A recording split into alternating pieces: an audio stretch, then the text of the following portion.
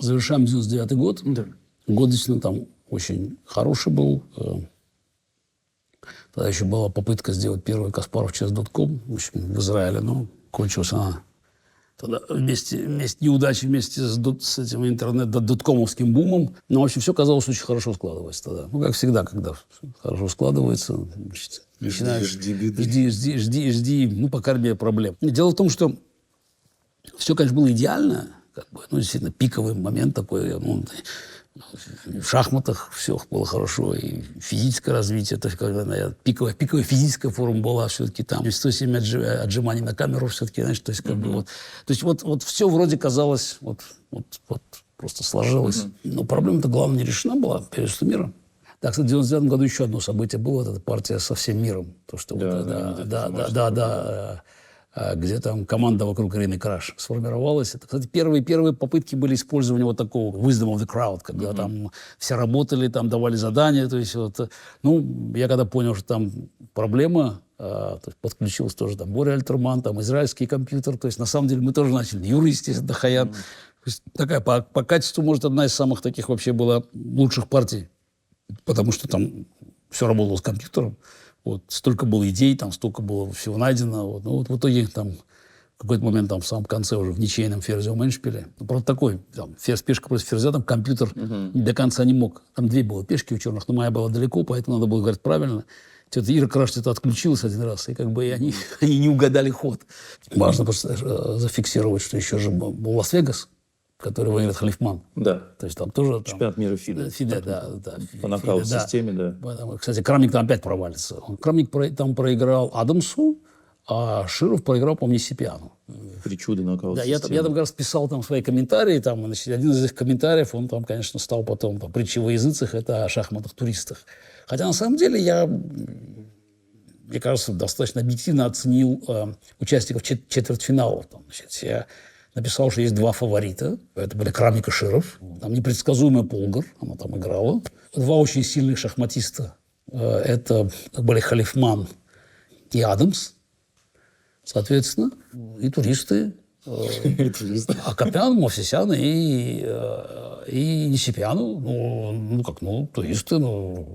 Как еще надо было квалифицировать на этом фоне? То есть, понятно, конечно, это обидно было, звучало для них. Но, тем не менее, как бы я никогда особо не церемонился, когда, значит, вот, давал какие-то свои оценки. Потом вот как раз партия с Мовсисяном в Сараево, это тоже будет вот отзвук этой статьи, он будет витать над этой партией. Это в 2000 году. Ну и кончилось победой Халифмана. Вот, финал Халифмана-Акопян. Пока он там, кстати, играл, там, в общем, как бы мы я помню, сидели на сборах тоже. Мы с Юрой за него болели, потому что пока он играл, как бы он не мог помогать там команде Краш. То есть, на самом деле это, мне кажется, показало определенную, высветило ущербность вообще всего этого, всей этой идеи, потому что чемпионом мог стать там практически кто угодно. Ну, не кто угодно, но, в общем... Ну, де-факто получалось, что кто угодно. Все-таки... Ну, так это система-то розыгрыш, она шикарная, она потрясающая, просто она не для розыгрыша звания чемпиона. Вот сейчас мы с вами разговариваем, идет Кубок мира, ну, супер интересный турнир. Это же по этой системе он... Естественно, Кубок, да, понятно. Да, то есть Кирсан Николаевич как бы родил хорошего ребенка, но не в том месте и не в тот час, как бы так скажем. Не, ну вопрос, какие функции к этому турниру придавать было. Да. Так вот, моя проблема все равно оставалась, как бы, она нерешенной. С каждым годом, несмотря на все победы, надо было как бы искать какое-то решение. Там, правда, там рекордный рейтинг уже там 28, там 50, по-моему, либо 51, я не помню, 51, по-моему, был. Но тут матча нету. И тут, вот я не помню, в какой момент, это, по-моему, в конце года, тут снова появляется Ким. Призрак. Из небытия вылезает, как бы, я знаю мою привязанность к цифрам, он говорит, слушай, говорит, тут 86-й год Лондон, он тут делал тогда матч с Карпом, он нашел там деньги. Причем всегда находил где-то деньги. Вот тогда, в 86 году, там нашел деньги там по-моему, мэрии Лондона, потому что там Тэтчер что-то закрыла, там какую-то лавочку, там их, вот это политическая разборка какая-то была, и освободились какие-то деньги. Ким обладал невероятным нюхом на то, что... На освободившиеся деньги, да. В 93 году там он, это London Times, вот это он как бы там, он тоже выжил деньги там. А в 2000 году он нашел этот Brain Games, там состоятельного человека, ну, какая-то своя тусовка была там, английская, интеллектуальная. И были деньги, значит, и он говорит, слушай, ну, сейчас матч организуем. Вот новый сейчас цикл. Нужен соперник. Нужен соперник. Нужен соперник. Ну, и тут нюанс в том, что как, ну, соперник вроде бы есть Широв. Но он говорит, ну, неинтересно просто, как бы, да, ну, что Широв, ну, мы же все понимаем, чем это все кончится. Людям хочется зрелища. Я, как бы, в принципе, с ним согласен, потому что для меня матч на первенстве мира всегда был матч, как бы, там, вот, лучших шахматистов, да. Поэтому я соглашаюсь. Забавно, что меня будут из-за этого тоже критиковать. Хотя, в принципе, к этому моменту Широв там откатился далеко назад уже, и по большому счету, как бы, никаких обязательств у меня перед ним не было, и не могло быть. Он там имел свой год собрать деньги. Что вообще нормально, если мы говорим про претендентов. Как раньше было, да? Ну, в 19 веке. И в 20 веке тоже, между прочим. На самом деле, опять, это же возвращение к тому же самому спору, как говорится, вообще о звании чемпиона мира. Звание чемпиона мира, оно является собственностью чемпиона мира или организации. Я исходил из того, что, ну, по крайней мере, до 2002 года, до того, как появилась там моя подпись под Пражскими соглашениями и Крамника, вопрос такой так не стоял, ровно потому, что ФИДE никогда не называл Ботвинника первым чемпионом мира. Более того, ФИДE никогда не рассматривал своих чемпионов, там, по-моему, там, Матисон, Боголюбов, Эйви, там же были свои чемпионы, чемпионы ФИДE, как реальных чемпионов. То есть это только там сейчас там, появляются там, в книжке. Ну, там. Такой вопрос, да, виртуальный. Нет, виртуальный, но Ботвинник был 6-м чемпионом мира. Ну, так мы так считаем. И ФИДE так считает, и ФИДE так считает. Но сейчас ФИДE так не считает. Как? Ботвинник, значит, сейчас непонятно, что ФИДE считает. Сейчас непонятно, значит, Халифмана кем считает. Нет, я еще раз говорю, вот перед тем, как дойти до Халифмана, надо начать сказать, Ботвинник 6-й чемпион мира.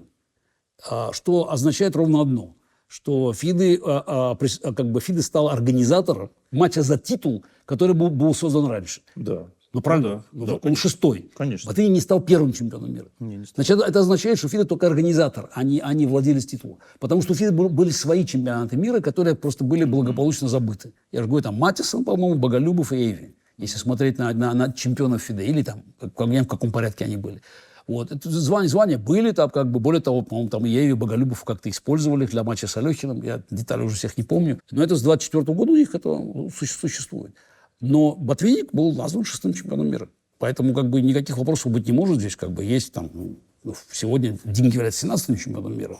Ровно потому, что Магнус отказался играть. Ну, ничего сделать нельзя с этим, да. Но никакая другая там, хронология, она не вписывается в общую историю, потому что там Халифман, Касымджанов, Пономарев, ну да, это есть такая побочная ветка историческая. Знаешь, как бывает там династии, побочные ветки бывают. Вот. Не, ну тут, понимаете, все-таки тут такие вопросы сложные. Их надо как-то решать, они так просто не решаются. Например, ваш матч, о котором мы сейчас будем вскользь там, говорить, матч с Крамником, как бы, но при всей моей любви к Крамнику, отбора-то к нему никакого не было.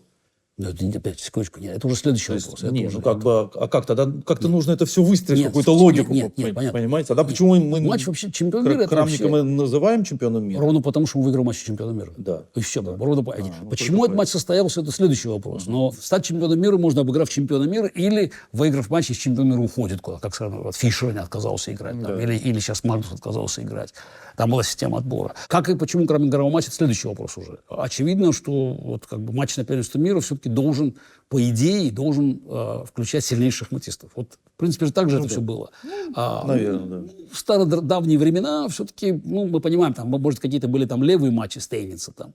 Тем не менее, матч Стейниц-Чигорин все-таки, например, как бы, было понятно, почему они играли между собой. Нет, любой матч, который играет чемпион мира, это матч на первенстве мира. Ну да, так же понятно. Так же, как, скажем, понятно, Ласкер играл там с Маршалом и Яновским, потому что были деньги, в принципе, там, со Шлехтером играл. Вот, да, с Рубинштейном матч не состоялось. Как бы. Вот понятно, что Ласкер его избежал. Вот. Но вот здесь как раз и проблема. Вот мне казалось как раз, что долг чемпиона мира — это, в общем-то, все-таки играть матчи с сильнейшими претендентами. Понятно, что идеально, конечно, есть система отбора. Но система отбора не получилась. Вот попробовали что-то сделать, она не вышла. На тот момент, когда, значит, Кин образовался, значит, оказалось, что вот Ананд, вот он смотрится как бы хорошо, и с рейтингом, по-моему, все в порядке было. Была принципиальная договоренность о том, что мы будем играть матч с Анандом. И Ананд это знал. Кстати, в Линарисе он, кстати, провалился. Вот я даже помню в последнем туре, там такой был плотный турнир очень, там Халифман, там играл, значит, Крамник, Ананд, Халифман, Каспаров, Крамник, Лека, Анан, Лека, Широв. Ну, Широв, естественно, Широв, естественно, наоборот, как всегда там в первом туре. И я помню, перед последним туром у нас был по +2 с Крамником. Причем там была очень интересная пара с Крамником. В 8-м туре там такая схватка была. Очень запоминающаяся. Просто другой дело, в партии много интересных, но партия была очень запоминающаяся. Там все висело там, что-то там. В общем, в итоге получилась ничья, но очень красиво. Перед 10-м туром у нас поровну очков. Анан там идет на последнем месте, делит последнее место. И я вот, помню, с Юрой говорю, какое-то двойственное ощущение, потому что хочется, конечно, выиграть партию. Я белыми играю. Но, с другой стороны, вообще займет чистое последнее место, что будет с матчем на первенстве мира. В общем, с такими мыслями не играют просто. И в итоге, как бы, я лучшую позицию, в итоге ничья получается. Крамник не сумел выиграть у Лека, и мы делим первое место. И вот тут начинается, как бы, самое интересное, вот, как всегда, вот там, как бы, значит, такая дорога вниз, знаешь, там, ступеньки вниз. Мы разделили первое место. Более того, редчайший случай, когда все показатели были одинаковые. Просто вот все показатели. Там, может, там количество побед, личная встреча, количество побед, количество побед там черными, там все одинаково было просто, все. Соответственно, там тайбрейк играть. И я говорю, у меня этих Ленаросов, этих штук, у Крамника еще не было. Я говорю, пусть возьмет. И Юра говорит, ты что? Как такое можешь делать вообще? Как ты можешь отдавать это сам? Я говорю, да, говорю, очень плохая идея. Юра, очень плохая идея. Это трофей. Тут бороться надо. Ты не можешь отдавать просто так. Ну, видимо, как это судьба, знаешь, уже ведет. Значит, как бы я говорю, пусть забирает, хорошо. И после этого, я помню, возвращаешь в Москву, и тут, значит, выясняет, что она отказывается играть. Значит, помимо того, что он явно не хотел играть со мной, как бы ему эта идея не улыбалась. Ясно, что он получил предложение от Улимжинова играть в Индии. Тогда же как раз в Индии планировался вот этот... Да, в Индии, да. Финал вот этот... Который он, кстати, благополучно и выиграл. Да, так что, может быть, он принял правильное решение. Да. Для себя, безусловно, правильное А потом стал чемпионом мира уже, когда вы ушли. Да, безусловно, правильное решение Все для себя принял. точно. И вот здесь, как бы, тот вот момент такой, вот, значит, будет судьбоносный момент. Я хорошо помню, это, значит, дома было. Мне звонит Кин и говорит, так, Ананда нету, надо выбирать соперника. Выбор, говорит, понятно у вас. Крамник или Широв сейчас можно выбрать. Крамник, безусловно, сильнейший. Конечно, мы бы хотели, чтобы играл Крамник, потому что это интересно будет. Но мы понимаем, что все-таки Широв имеет какое-то там моральное право играть матч. Я помню, вот мы сидим и обсуждаем. Юра говорит, что думаешь? Что думать? Просто бери это, просто это халява. Широв, да? Халява просто. Да. Что тут... Никто тебя камень не бросил. Крамник вообще все отборы проиграл. Все отборы в своей жизни Крамник отметим просто. Да. Ни одного отбора в жизни не выиграл. Да. Неважно, он играл там по системе PCA, по системе там FIDE, все проиграл отбор. По системе Широв. Он проиграл все отборочные турниры. Юра говорит, что ты думаешь? Крамник, серьезно, очень опасный. У тебя с ним платно, что ты будешь рисковать? Званием рисковать. Широв, хорошо, всем будет весело. Ты матч выиграешь, а потом будем думать, что делать дальше. Мама говорит, да, конечно, как ты решишь? Я говорю, нет, слушай, неинтересно же. Кроме того, я говорю, это противоречит моим принципам в жизни. Что надо все-таки играть. Матч на первенстве мира должен играться между чемпионом мира и сильнейшим претендентом. Возникает уникальная ситуация. Значит, чемпион мира, во-первых, я нашел деньги. Во-вторых, значит, выбирающий самого опасного соперника. Юра говорит, тут все традиции нарушаешь. Что ты... Ласкер играл там, Скиновский. Все играли. Зачем, говорит, главное? Кто тебя заставляет? У тебя есть реальный выбор. Я говорю, англичанам не нравится все. В общем, я говорю, нет, будем играть с Крамником. Говорит, хорошо, будем играть с Крамником. Значит, твое решение. Дальше, что интересно, точки надо расставить. Я мог любую условие поставить, в принципе, в тот момент. Например, включить матч-реванш. Противоречило моим убеждениям в жизни, что матч-реванш не должно быть, потому что это неправильно. Матч-реванш – это как бы пережиток прошлого. Можно получить матч-реванш. Можно было взять 2/3 денег себе просто, потому что все... Вообще, Крамник был там бедный родственник просто. Я говорю, нет, надо играть честно. Правильно, как? Надо играть честно, да, надо играть честно, да. Остался уверен в себе. Правда, потом повторится та же история, как с компьютером, когда я тоже считал, что IBM имеет морально...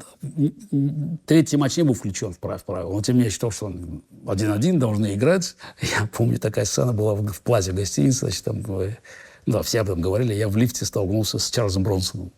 Так, с актером. Говорит, что-то не получилось у вас. Я говорю, сыграем еще. Он говорит, вы больше с ним не сыграете. Да? Интересно, что... Опытный мужчина. Что когда уже матч кончится в Лондоне, когда я, уже проиграл матч, я говорил со своим доктором, другом Сашей Полховским, он был с нами там, и я говорю, хорошо, я говорю, да, теперь надо сейчас доказывать, я говорю, сейчас, в принципе, у меня все-таки высокий рейтинг, сейчас я там еще турниры выиграю, в принципе, и потом Крамник никуда не денется, сыграет матч-реванш. Полховский на меня посмотрел, говорит, ты, говорит, сыграл с ним столько партий, говорит, до сих пор не понял, с кем ты имеешь дело. Он с тобой никогда больше играть не будет. Слушайте, как ваше желание, нежелание включать пункт о матче-реванше в контракт, поскольку это противоречит убеждениям? Очевидно, это бы неправильно.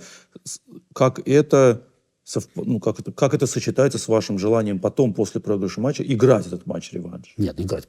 Я считал, что один из моих потенциальных доноров после Астаны, после того, как я выиграю турнир в Астане, опять, это же немножко другая система отсчета. Совершенно очевидно, что матч на первенство мира, если следовать этой логике, должен играться между сильнейшими шахматистами. На тот момент понятно было, что Крамник, в общем, был, скажем так, на тот момент еще случайным чемпионом мира. Просто получилось у него. В принципе, да. Другое дело, что внес потом, понятно, оказалось, что там большой вклад и в дебютную теорию, и Берлин, это революция была, что тоже показывает, на самом деле, что его достойное место в пантеоне чемпионов. Потому что Крамник это... Калифман, Касымджанов, Пономарев, там много людей можно перечислить. Крамник – это эпоха в шахматах. Если посмотреть на дебютную теорию сегодня, вообще на развитие шахмат, Крамник, Анант, Карлсон – это люди, занимавшие там место. Естественно, опять, это же вопрос вклада в шахмат. Конечно. Смотришь на чемпионов мира и понимаешь, что там случайных, там Эйви говорили, хотя Эйви тоже, в общем-то, внес свою лепту, может сказать, меньше, чем другие. Но мне казалось, как-то так. Системы разрушения в тот момент никакой не было. Все-таки они начали ее формировать и в итоге сформировали. Надо сказать, что в итоге все получилось никто тогда, может, этого не предполагал, но оставалось несколько лет, и в итоге мир-то объединился шахматный. После там... Ровно потому, что я просто уговорил Бесселя это делать. Вот и все. На самом деле никаких других причин. По порядку. Эта тема интересная, я их ни в коем случае не хочу замалчивать, только давайте по порядку. Да. Вы выбрали, значит, Крамника. Крамника, да, выбрал. Да. Очевидно, самого неудобного для себя соперника. Да, у вас просто с ним там был на тот момент... Равный счет. Просто равный счет. Просто равный счет, да. И он не уступал ни в блиц, ни в классике, то есть везде напряженнейшие партии, очень интересные партии. Мне хотелось просто когда-то челлендж, надо подготовиться. Да. Более того, я действительно по-настоящему готовился летом. Я даже помню всю подготовку. То есть на самом деле все было как по-настоящему. Другое дело, что опять, если посмотреть, даже матч игрался уже не совой, а где-то где-то за дворках играли мы. То есть на самом деле все-таки все... чуть-чуть уже, да. Было не то. Это был не 93-й год. Хотя матч на самом деле был между сильнейшими шахматистами. И я действительно к нему подготовился. Я помню, очень такую большую поляну взяли. Но здесь уже допускаются, видимо, когда суждено, допускаются ошибки. То есть я, например, считаю, что хорошо обойдусь без сильного спарринга, как в 95-м году. Поэтому там Харлов, Кабалия и Юра. Но это, конечно, все-таки неправильно. Надо было, конечно. Я вносил предложение ряду шахматистов, но как-то никто не хотел этой ассоциации. Я понимаю, что просто все хотят, чтобы Крамник выиграл, потому что меня все устали уже, понятно было. Но это была первая ошибка. Вторая, самая грубая ошибка была, я считал, что тут компьютеры сейчас. Сейчас мы, 99-й год, сейчас мы все раздраконим. И самая принципиальная ошибка, конечно, Грюнфельд. Это то, что я делал базовый дебют, и мы, Грюнфельда удержим. Просто все. То есть это же надо в нем была одна дыра, есть система, которую мы не смотрели, конь F3, слон E3, то, что Крамник будет играть. А я считал, что как Сермалинский у меня было, в принципе, буквально чуть-чуть. Я не знаю почему. Вроде бы надо было начать смотреть по-настоящему. Анализы в вариантах, то, что там Крамник играл, слон C4, с Шеровым, жертвы пешки на 2, жертвы качества. Там были анализы колоссальные. То есть, на самом деле, столько интересных анализов было сделано. Но всякие варианты с G3 там были. То есть, столько было разработок. Белыми Челябинский, Раузер, на самом деле. Каракан начали смотреть. Тогда, в принципе, даже Крамник еще не играл. Французскую. То есть, это дебюты. Берлин не смотрели, понимаешь, просто, да, это на карте не существовало. Не было такого дебюта. Значит, Даже немножко там какой-то Архангельский посмотрели, там, в принципе, там в конце я все-таки Микки Адамса привлек. Микки приехал в Москву там на последнем этапе. И я помню, как раз обсуждаем все-таки, и я еще с Сережей Шиповым еще тоже играли тренировочной партии, как бы общались. Еще, по-моему, Боря Гулько мне сказал, что это там какие-то в C4, там какие-то, там я попросил вещи его сделать для меня в английском начале. Потому что белыми, как бы, я считал, Е4 основной ход, С4 тоже можно поиграть. То есть, на самом деле, я считал, что я был готов очень... русскую партию смотрели очень много, да. Там тоже идей, там, то есть, вот по всей поляне, где Крамник мог там, куда мог прийти, там, везде что-то было готово. Много очень идей было готово. Они, кстати, начнут работать потом, там, в 2001 году. Крамник, кстати, интересная вещь, он там еще сыграл с Е4 в Леко, с тренировочной партии. Я начал... А так он игрался на Е4 в Блиц. Время было потрачено еще на ход Е4, хотя Юра тоже говорит, Данил, слушай, тебя запускает, просто никакой Е4 не будет. Всякие там стрелянские с С3, но тоже потратили время на это. Но считали, что нам на все хватит просто. Уже мощный. И компьютер был, кстати, в Лондон привезли там из Израиля уже мощную машину. То есть, как бы, И помнишь, Сережа говорит, что? Говорит, кроме Гриффина ничего играть не будем. Зачем? Там приняты Ферзевы, там я посмотрел, там на всякий случай, как паллиатив. Все-таки там почувствовал, там что-то там начали смотреть там новоиндийское. Там. Мне казалось, подготовка была идеальной. Готов я был действительно вроде и душевно хороший. Но бывает, как это все захватил, не судьба. Берлин пришел. Причем интересно, что... Я даже помню, Гуфель мне написал тогда, говорит, прекратите играть D3 на 4-м ходу. Играть, только не играй главные позиции. Там просто, видно, что не получается пока. Мне хотелось все-таки пробить стенку в главном месте. И черными во второй партии действительно эта беда случилась. Когда просто я вдруг понимаю, что прокол, причем система, с которой вообще мы не смотрели. И я перестаю Грюфельда играть. То есть, на самом деле, уже там, после первых двух партий ситуация катастрофическая. Это было психологическое решение, или вы понимали, что вы не поднимете вот этот пласт позиций просто? Или почему прекратили играть в Грюнфельд? Вот это хороший вопрос, ровно потому, что вот эти позиции, то есть, на самом деле, я не уверен был, какая точная позиция там будет возникать, в принципе, но то, что мы смотрели там, все смотрели очень много. Смотрели там много, там Альтерман что-то там присылал, какие-то варианты там разные. Но вот эти эндшпильные позиции, что-то мне показалось, что все-таки психологически к таким эндшпилям был не готов. Потом я, кстати, довольно легко в Астане ничью сделал. Когда я уже успокоился, мы играли с Крамником, я довольно легко ничью черными с ним сделал в этих... То что-то просто как-то... Опять, когда не складывается. Еще Берлин появился. То есть, на самом деле, вдруг выяснять после двух партий -1. И нет дебюта. И проблема черными с дебютом. То есть, на самом деле... Я привык работать там по 12 часов там, на матчах, но просто и не складывается. На самом деле все не складывается. И так не складывается. Причем нашли, например, совершенно блестящую идею, я придумал ночью, когда в 8-й партии жертвы пешки. Немцовичи. Да. И уже казалось, и все равно сам соскакивает. Но 10-я партия, конечно, просто надо добивать, потому что идет очередной Немцович, Е3 пошел. Я же... как можно было не пойти там, причем там позиция возникала очень опасная для белых. Как красиво, там, слон Е6, но не бей эту ладью, черт, пойди там ладья С7, там, и там, по-моему, ход. И там вообще не... Надо было взять на ладья С7, там, взял ферзь Д4, там, просто там, какая-то там позиция, просто безумная позиция возникает. Ладья С7 пойти. Ладья С7, да. Ладья С7 на слон Е6, конь G5, ферзь Б4. Хотел посмотреть. Конь F7, слон С5. И... Хотелось бы увидеть, как говорится, маэстро ход. Весь матч все не складывалось. Просто до конца. Вы еще выиграть не могли никак. Все сбивалось. Все сбивалось. А у него все получалось. Да. И по дебюту попал везде, да? Попал везде. И играл хорошо очень. Играл очень, да, очень, как говорится, свои шансы все аккуратно использовал. В общем, да. Опять, наверное, настало время, как Юра забронзовел.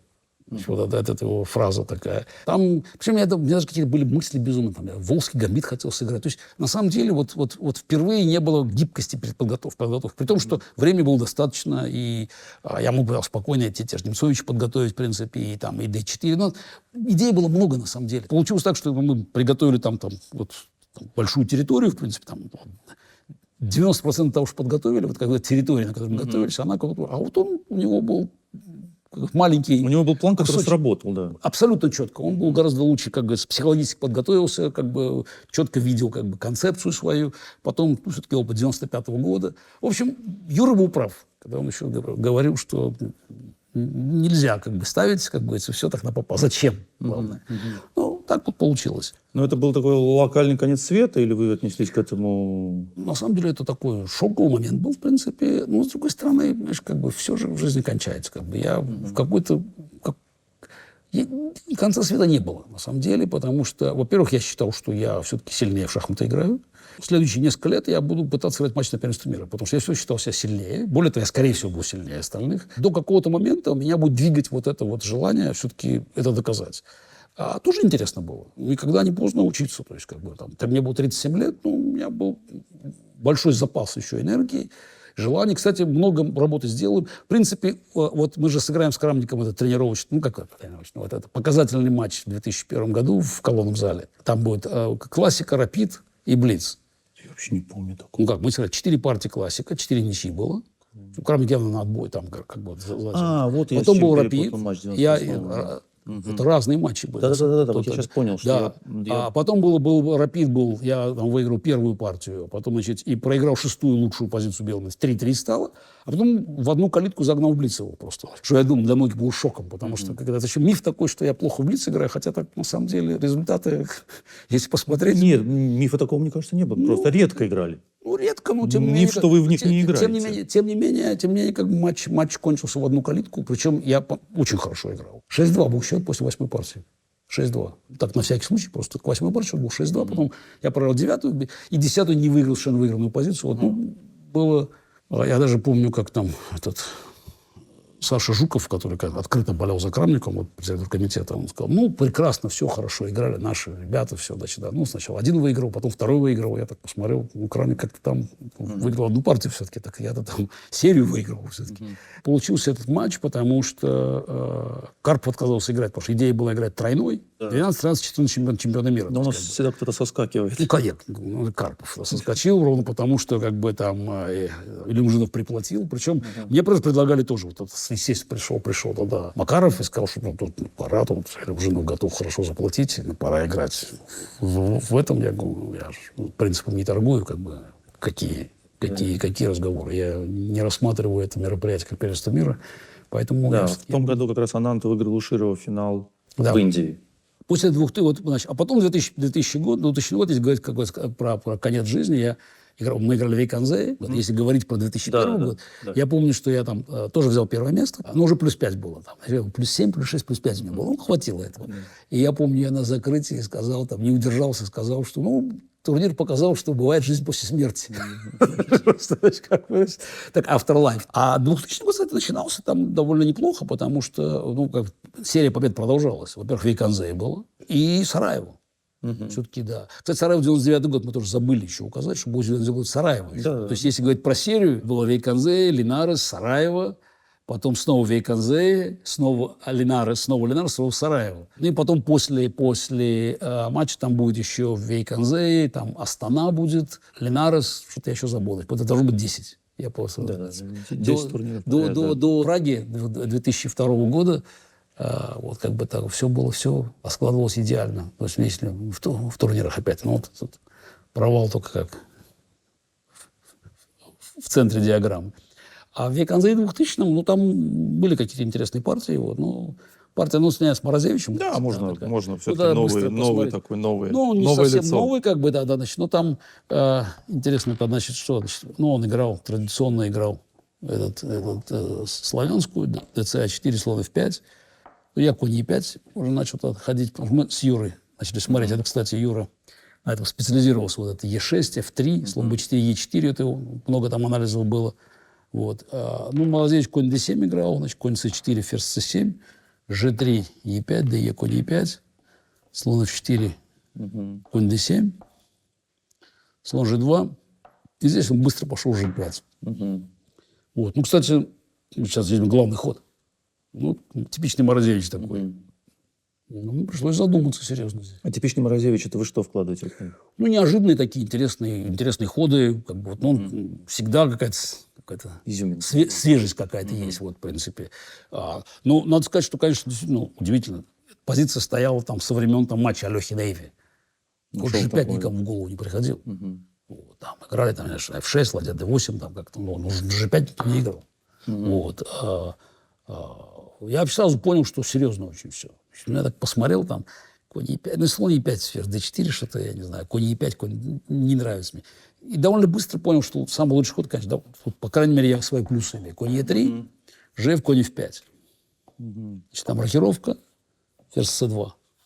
Ну, это сейчас как бы есть там табия. С нее начинается там. В принципе, у черных нормальная позиция, потому что я потом ее за черных смотрел там через пару лет. Там, ну, нормальная игра. Но она, на самом деле, очень, очень необычная. И здесь Морозевич не до конца как бы в них, потому что, ну, возникает такая сложная очень позиция. Он, по-моему, побил на G3 плохо ход сделал. Он сыграл конь G4. Или конь G4 сыграл, да. Он сыграл конь G4, да. Вот, ну, опять, он пытается как-то здесь там наскоками. Но этот ход неудачный, потому что, значит, конь G4. Здесь я пошел опять, да? FG. Я пошел опять. Да. Я здесь опять пошел. Но я здесь нахожу очень важную идею здесь, в принципе. FG, HG. А6. А6, ладья А4. Ладья выскочила. Ладья вошла. Да, ладья. Так, а вторая войдет в игру отсюда просто. Они же, ладья же входит в игры неожиданно по этим. Конь F6, да, пошел? Конь D-F6. Да. И Конь E4. На самом деле, надо менять фигуру надо и слабости использовать. Конь E4. Взял. Конь 4, слон 4. H5. H5. Слон F3, да? Не, король F1. Или король F1 пока. Ну, Сейчас первого короля. ну да, все здесь. Ну, белые явно добились, что здесь у черных не получилось играть здесь. Король B8. Король G2, Король слон B2, E7. E7. Слон F3 теперь, да? Конь E7. Не, вот конь E7, это мне в этой партии очень Да. понравилось. А по Фишеру. Вот, по Фишеру, да. Что на самом деле, как бы конь красиво стоит, но он свою функцию выполнил. А теперь пора просто начать забирать материал. Очень красиво. Ферзь E7, слон F3, да? Слон F3, да. Конь E5. Конь E5, Слон H5. слон H5. Ну, дальше он сопротивлялся очень так активно здесь. Ферзь E6. Ферзь E6, Ферзь C3. ферзь C3. Ну, я смотрю, крепко. F6. Защитился. Так, что там дальше? Ладья H4. F6, ладья H4. Естественно. Перебрасываемся. Ферзь F5, слон F3. Укрепляемся. Взял. Ферзь B1. Пытается какие-то гадости делать, да? Ладья H1. Прогнали. Ферзь Ладья. А2. Ладья D1. Ладья D1. Взял. B4. Да. Ну и как-то, в общем, короче говоря, тут еще куча ходов. Ну да, куча ходов, но все-таки у белых лишняя пешка. Да. Но мне интересно было, что это же новое поколение все-таки. Да. Новое поколение. То есть это уже какое там, не знаю, четвертое поколение, с которым вы, Кстати, вы начали играть. Нет, с Морозевичем я первый раз сыграл, знаешь, когда? Я играл с ним первый раз мне кажется, 94-й год, Гран-при интеловский в Париже. Ну, точно в Париже мы играли. Может быть, Я да. почти уверен, что 94, да. И я выиграл у него белыми первую партию, а вторую он королевский гамбит сыграл, тоже быстро проиграл. Вот, как бы E4, E5. Вот я пошел. Ну, интересно очень, шахматистый да. человек интересный. Да, он, кстати, выиграл у Крамникова в Вейконзе. Вот как с черными тоже какая-то там была такая левая игра, но он выиграл у Крамника. Я выиграл турнир, да, при том, что я еще у Крамникова выиграл, потому что он там Берлин. В Берлине уже близко было. Это была партия с Морозевичем 2000-го, Ой, да? я всё время А потом, перебегаю, потом да. у нас, соответственно, В Вейконзе 2000-м. 2001 года. Да. Кстати, в 2000 году еще интересно было, значит, я же еще сыграл, там еще был в Рейкьявике Рапид. Я там в финале Ананда выиграл. Здесь вернуться в 2000-й, все-таки надо, наверное, Сараево вспомнить. Все-таки турнир, если говорить сейчас, потому что мы уже убежали в матч с Крамником. А Сараево был моим последним турниром перед этим. Там, конечно, просто последняя партия показательная, потому что я играл там достаточно хорошо, но все равно за 4 тура до конца Широв был на первом месте. Я потом, мы с ним играли снова было слон Е3, конь G4, там снова была какая-то вот такая игра у нас была, ничья получилась. Причем Широв он там держал, вот он не перегибал палку. Вот. И за 3 тура до конца я, в общем, отставал от него точно на полочках. Но потом я выиграл у Бореева, потом я выиграл у Георгиева, а он проиграл Мовсисяну белому. Вот. И неожиданно перед последним туром оказалось, что я иду на первом месте. И на полочках я опережал Широва и Адамса. Но Широв играл с Бакро, Адамс, я не помню, с кем играл, а я играл с Мовсисяном черными. И поэтому как бы ничья, ну, если не выиграть, то непонятно. А Мовсисян там выиграл у Широва только что черный. Но кроме того, это вот отголоски. Отголоски прошлого Лас-Вегаса. Ну и на мое счастье он очень хотел это самое, очень хотел что-то доказать, да. Ну, у нас по партии можно посмотреть, потому что она тоже показательна как раз. Это, как говорится, разница в шахматной культуре. То есть Найдем. А6, значит, слон Е3, Е6. Причем он-то шахматист, играющий там разные там позиционные, там хорошие схемы, но он решил сам самый большой бой дать, в принципе. F3, B5, ферзь D2, там как бы конь D7, 3 0. У тебя 5 ферзь D2, конь BD7, 3 0, слон B7, G4, конь B6, ферзь D2, ладья C8. Ферзь D2, конь... И ферзь D2, конь F7. Конь F7, да. Слон D3. Король B1. Вот. Здесь, в принципе, правильный ход слон d3, потом он пошел король b1, но он просто спровоцировал меня, ладья c8, слон d3. Вот это.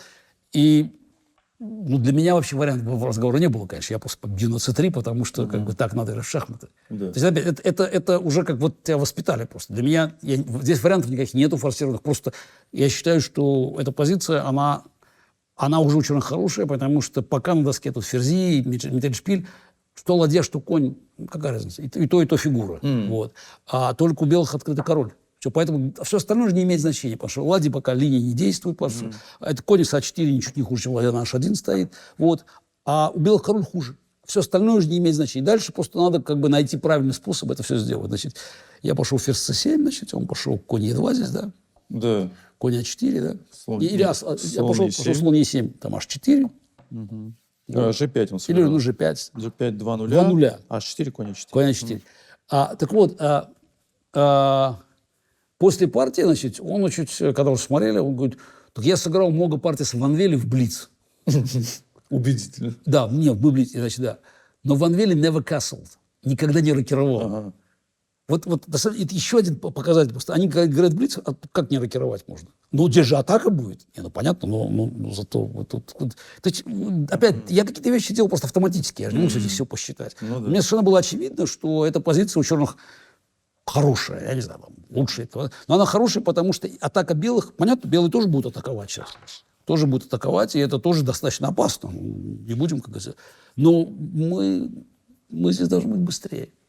Более того, у нас тут масса возможностей, опять, именно связанных с тем, что белый король все-таки менее защищен, а при наличии такого количества фигур разницы там, между конем и ладьей пока не ощущается.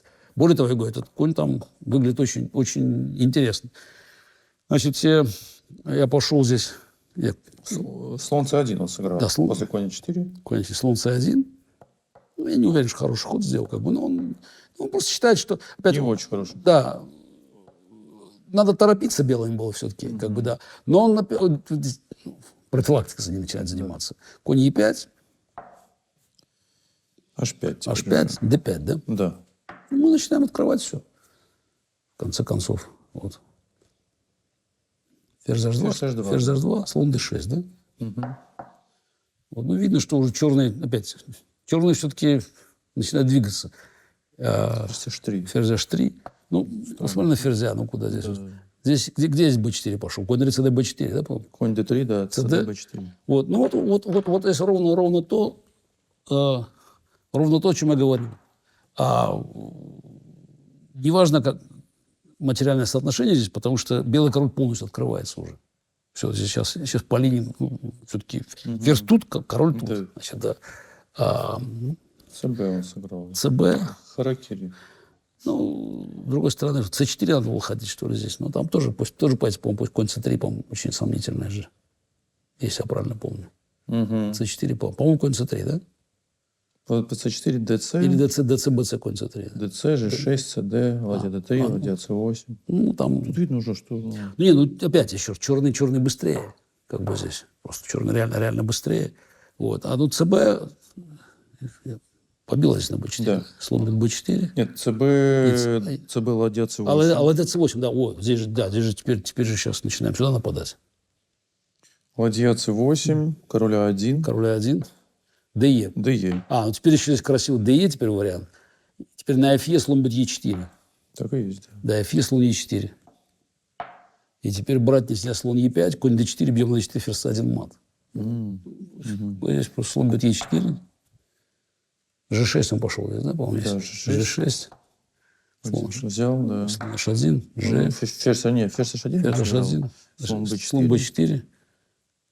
B4. Жф, король F8. Король F8. Ну, тут все-таки мы же быстрее атакуем. Да. Ферзь G2. Ферзь G2. Так ничего он не успел сделать в этой жизни. Нет. Ферзь G2. Ладья B8. Ну, на мат напали. Угу. Слон B2 он пошел. 8, слон B2, конь B2. Конь D4. Конь D4. Конь D1 пошел. Да. Конь E6, король F7. Да. Конь E6, король F7. От мата не защититься никак или что? Ну, ладья лишняя вообще-то. Немножко. Ферзь теряется. Немножко ладья лишняя. Сейчас ход белых? Да, белых. Нет, слон C нет защиты. И, ну, тут материалы собрали. Да. Кучу. Вот. Потому что это, я даже записал тогда, я помню, какую-то такую маленькую программу, называлась «One Valley Never Castle». «One Valley» никогда не рокировал. И это, кстати, интересный момент, потому что какие-то вещи, вот, они на таком уровне, почему я сказал такой генетический шахматный код. Просто для меня вот, вопрос вообще не было. То есть, как бы, вот, мне не надо знать, Castle, там, не Castle, One Valley, понимаешь, как бы, я не считаю уже вариантами конкретно. То есть, понятно, что после ладья C3 у черных хорошо. Это допускать нельзя. Кстати, там все уже, после этого там уже все играют. Слон D3, конь E2 играют. Кстати, потом будет много партий. Я с Полгар играл, с Грищуком играл. Там очень интересные позиции. Но я с черными много их смотрел с Юрой. Кстати, результаты были всегда очень хорошие. Но мне там как бы, чувствовал себя крайне комфортабельно. Теперь 2001 год это Вейканзе. Тоже там был, кстати, вот, интересный момент психологический. Потому что первый раз играл все-таки не в звании чемпиона мира. Ну, за много лет. Там тоже как-то вот, ну, аж как пойдет дальше все, вот, что получится. Начал с 2 побед, там, правда, я выиграл там у Матевикова и у Федорова, 2 партии черными.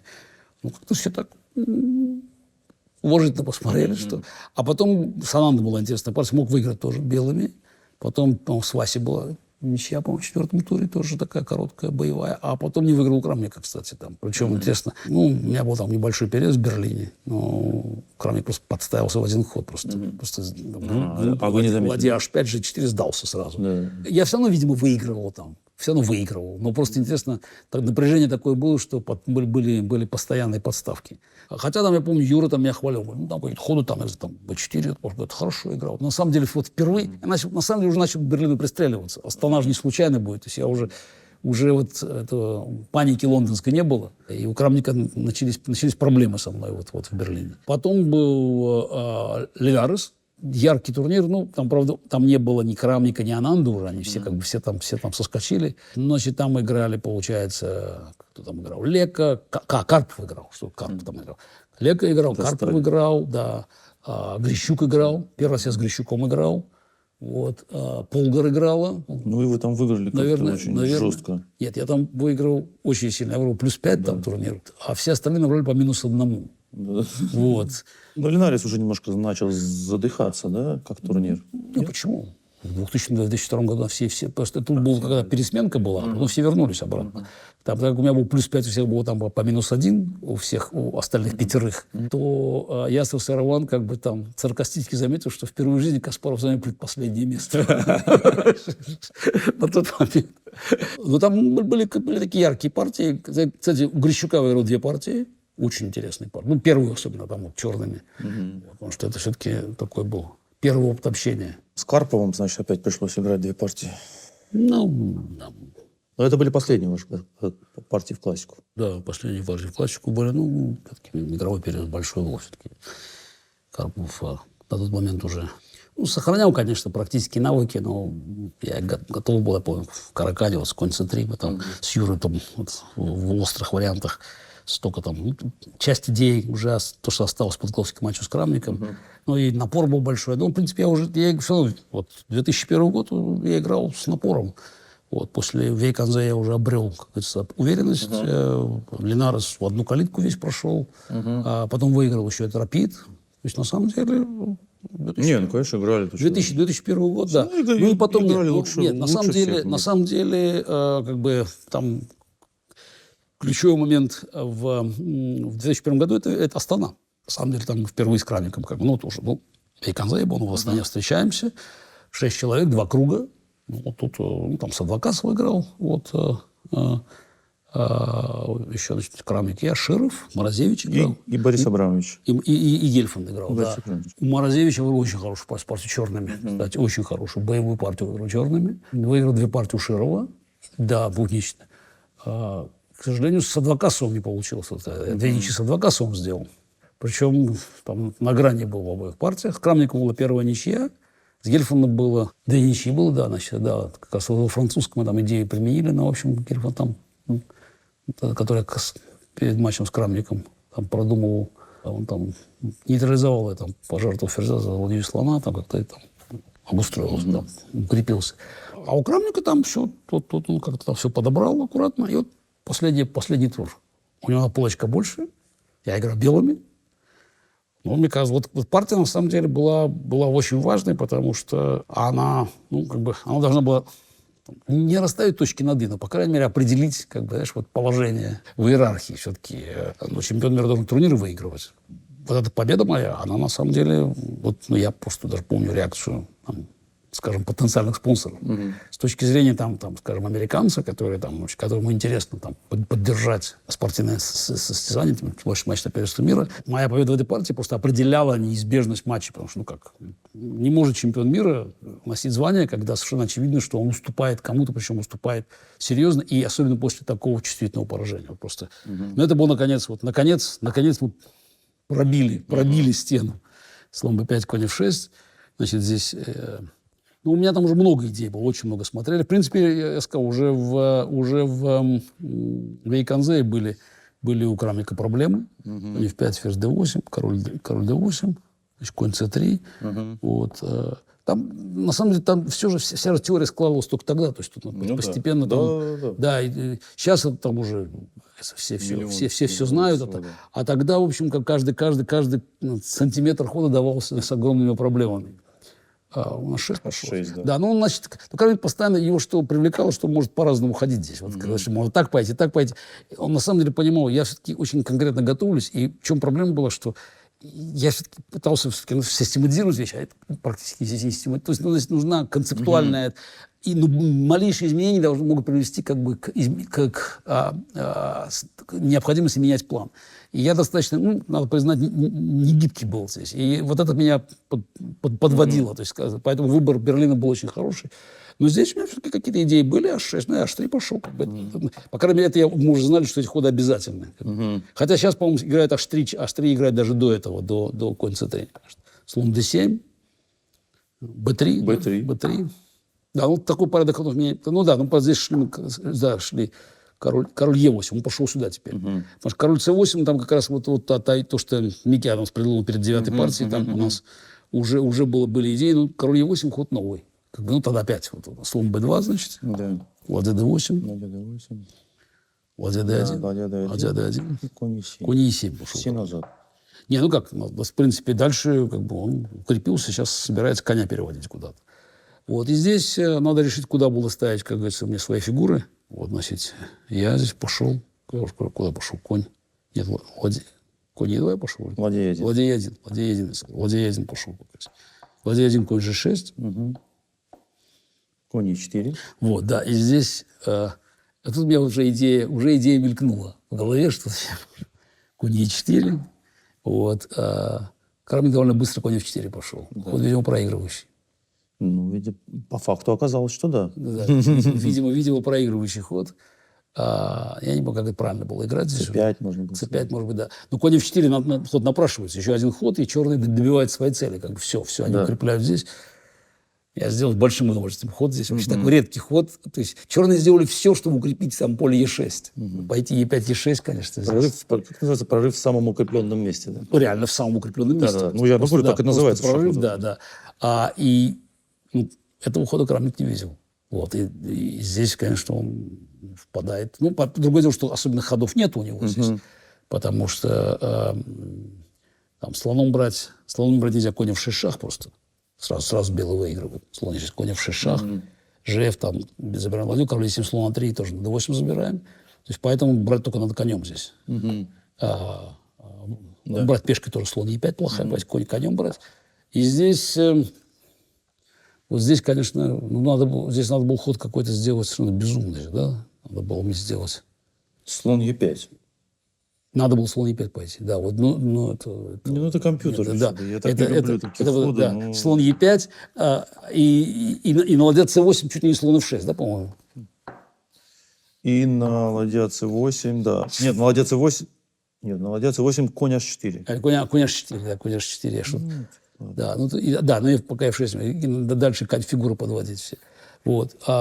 Тут я-то решил, что здесь надо это самое. Это все-таки я тут как бы сыграл более, как мне казалось, конь d4. Ну, то есть надо было сначала слон e5 пойти, слон c7. Да. Вот.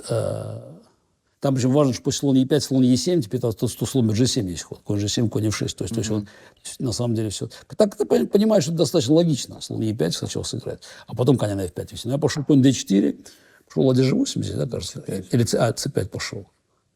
c5, конь f5, да? c5, конь f5.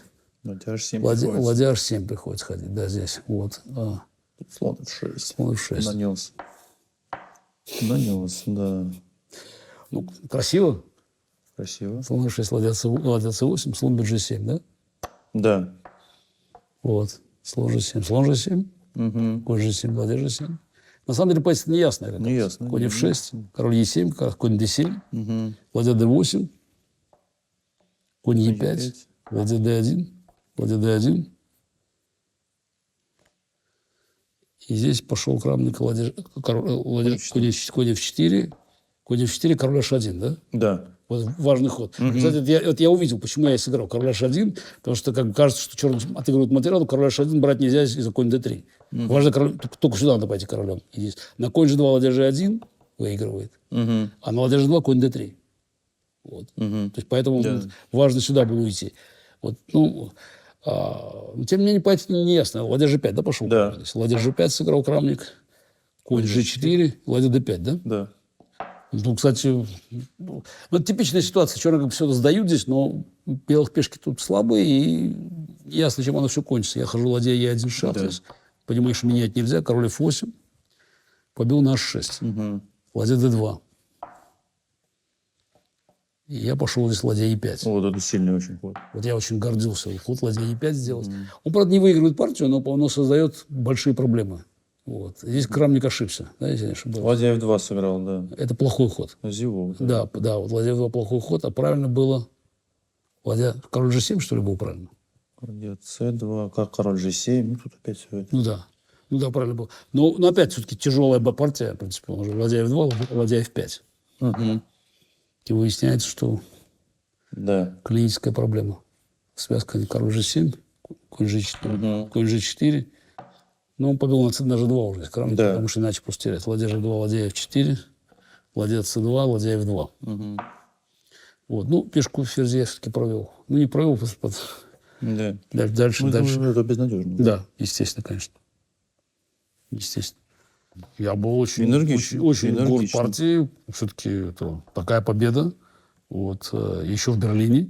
Но становится очевидно, что ничего происходить не будет как бы здесь. Матч не светит.